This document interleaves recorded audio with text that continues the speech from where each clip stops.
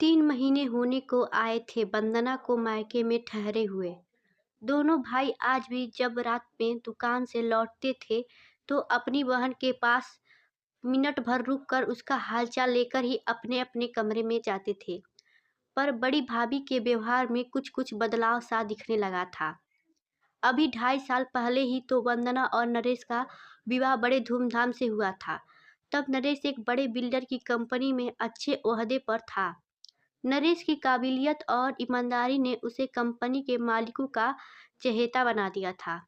अच्छी तनख्वाह के साथ साथ रहने को कंपनी की तरफ से मकान भी मिला था नरेश को। नरेश वंदना का हनीमून भी कंपनी की तरफ से प्रायोजित था। विवाह में बड़े भैया ने नरेश के हाथों में वंदना का हाथ देते हुए कहा था कि बहन नहीं बेटी दे रहा हूँ, हमेशा ध्यान रखना मेरी बिटिया का। नरेश ने भी वंदना की खुशी और आराम का पूरा ख्याल रखा था।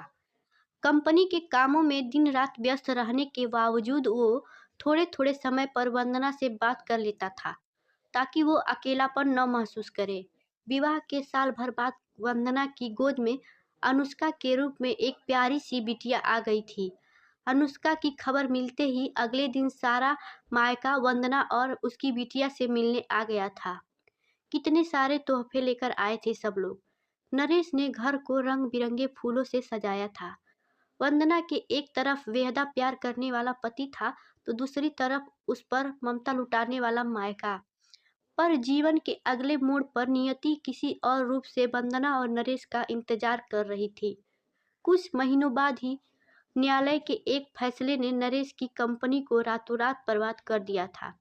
कंपनी की करोड़ों रुपए की लागत से बनी एक बिल्डिंग को गैरकानूनी करार देते हुए उसे सरकार के हवाले कर दिया था।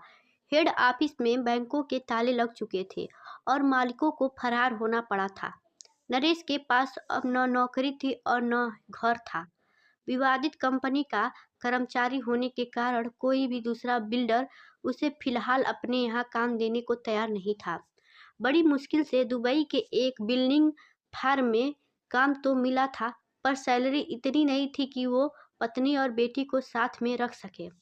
अंततः वंदना ने नरेश को दुबई जाने को तैयार कर दिया। उसे पता था कि आज भले कम पैसे मिलेंगे, पर जल्द ही नरेश अपनी काबिलियत से कुछ न कुछ अच्छा कर लेगा। वंदना ने दोनों भाइयों से बात कर फिलहाल मायके में रहने का इंतजाम कर लिया था। वंदना को कहाँ पता था कि जिस घर में वो सबकी लाडली थी और जहाँ उसकी छोटी सी उदासी से पूरा घर उसके इर्द गिर्द जमा हो जाता था, अब वो वहाँ मेहमान बन चुकी है। जैसे जैसे समय बीत रहा था, पड़ोसियों और आने जाने वालों मेहमानों के तीखे सवाल वंदना को अंदर ही अंदर कमजोर करते जा रहे थे। उधर नरेश अपनी पूरी कोशिश में लगा था, क्योंकि उसे भी अपनी पत्नी और बिटिया के सम्मान की चिंता थी। पर खासकर बड़ी भाभी के पिछले 2 दिनों से बदले रवैये ने वंदना को दुखी कर दिया था।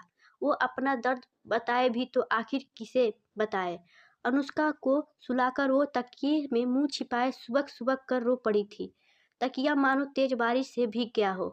फिर पता नहीं कब उसकी आंख लग गई। अचानक उसने अपने माथे पर किसी का प्यार भरा स्पर्श महसूस किया था। आंखें खोली तो सिरहाने पर बड़ी भाभी बैठी थी। भाभी आप? वंदना का आश्चर्य और भय से भरा प्रश्न था। भय इसलिए कि 2 दिनों से बदली बदली सी भाभी उसे बाहर जाने का आदेश तो देने नहीं आई थी। कुछ देर भाभी एकदम खामोश बस वंदना के माथे को सहला रही थी। वंदना, आज मैं बहुत दिनों बाद अपने विवाह के फोटो एल्बम के पन्ने पलट रही थी। तुम जिस भी फोटो में दिखी उसमें मेरा पल्लू पकड़े दिख रही हो। मैंने देखा कि सिर्फ 7 साल की एक बच्ची जिसने अपनी माँ को छोटी उम्र में खो दिया था, वो कैसे मुझ पे अपनी माँ को ढूंढ रही थी। अब वंदना उठकर भाभी के सीने पर निढाल सी हो गई थी। मुझे याद है जब मैं नई नई इस घर में आई थी तो मेरी छोटी छोटी ज़रूरतों का कितना मासूमियत से तुम ख्याल रखा करती थी। और एक बार जब मुझे निमोनिया हुआ था तो तुम मेरे बिस्तर के पास ही चेयर पर सो जाया करती थी। भाभी का गला अब बोलते बोलते भारी सा हो चला था। 2 दिनों से स्वार्थ का शैतान हावी होने लगा था मुझ पर मेरी बच्ची, और मैं तुम्हारे भैया से तुम्हारी झूठी शिकायतें करने लगी थी। भाभी की भावनाओं का बांध अब दरक कर टूट चुका था। नरेश को अच्छे से काम सेट कर लेने दे और एक पल के लिए भी मायके में रहने की ग्लानि अपने अंदर मत लाना।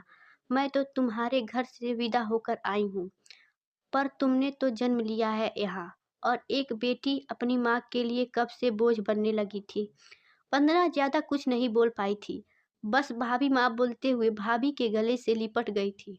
धन्यवाद। Like and subscribe.